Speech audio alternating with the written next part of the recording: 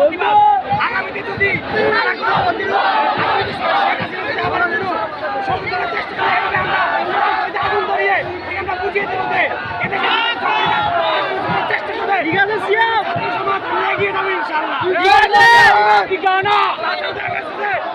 আমরা একটা দেশ বলতে চাই এদেশের আমরা বলতে চাই যে সিরিয়ার ভিতরে যখনই সরকার আছে তখনই কিন্তু তারা এই আসাদ বাহিনীকে নিষিদ্ধ করে দিয়েছে এখনো কেন বাংলাদেশের ভিতরে আওয়ামী লীগকে নিষিদ্ধ করবো না বর্তমানে এখনো দেখা যাচ্ছে যে তাদের এই সুশীলতার মাধ্যমে এই সরকার জনগণের নাম হয়তো কাল হয়ে দাঁড়াবে আমরা অন্তর্বর্তীকালীন সরকারকে বলবো আপনাদের সুশীলতার কারণে যদি আগামীতে কাল হয়ে দাঁড়ায় তাহলে আপনাদেরকে আমরা কোনো ক্ষমা করবো না এই আওয়ামী লীগের এবং